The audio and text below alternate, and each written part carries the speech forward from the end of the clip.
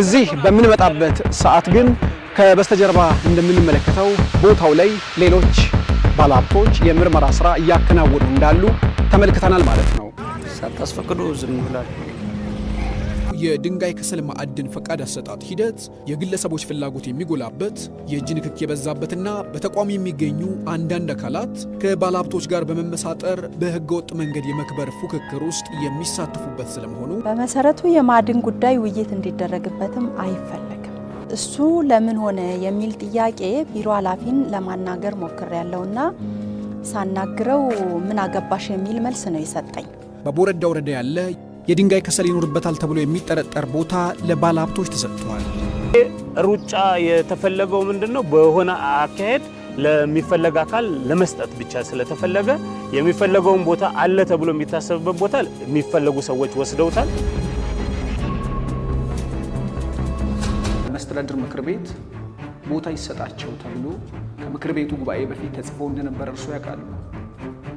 ደብዳቤ መጻፉን ከዛ ፊት ይሁን ከዛ በኋላ ሊባል አላልኩም። አይ ከዛ በፊት ግን መሬት ይጻፋል እንዴ ዶክተር? በምንም አይነት መልኩ ሊሆን አይችልም። እሺ ይሄንን ይመልከቱ።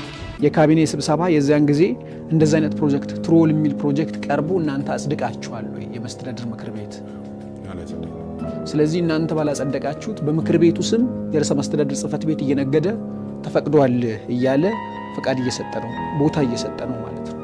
10 ሄክታር መሬት ማለት እንግዲህ አስቡት ዶክተር። ማን ነበር የእርሶ ስም? ሙሊቶ።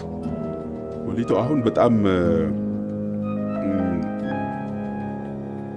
ኢሞራል የሆኑ ነገሮችን እያየሁ ነው። የአካባቢ ተጽዕኖ ግምገማ የመጣበት ቀን ኋላ ነው፣ ፈቃዱ ግን ቀድሞ ተሰጥቷል።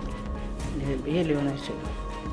ምን የማምረት ፈቃድ እንዲሰጠን ስለመጠየቅ በሚል ጥያቄ አቅርቧል። ከዛ በኋላ ውል ደግሞ ተፈጽሟል። ውሉንም የፈረሙት እርስዎ ኖት። ቀድሞ የተሰራውን ህገወጥ ስራ መስተዳድር ምክር ቤቱ ህጋዊ እንዲያደርግላቸው ማለት ነው። እሱን ነው የምለው።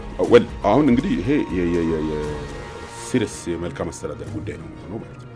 የደቡብ ኢትዮጵያ ክልል ርዕሰ መስተዳድር ጽሕፈት ቤት ግን ለዚህ ከ8 ወራት በላይ በዝምታ ለቆየው ፕሮጀክት ምላሽ ብሎ ያመጣው መፍትሄ በስህተት የጻፍኩት ነበር የሚል ነው። ከኋላ ያሉ የቆዩ ደብዳቤዎችም የቆዩ ፕሮጀክቶችም ሲመጡ በስህተት የወጣ ደብዳቤ ነበር። በኋላ ደብዳቤው ታርሟል ማለት ነው።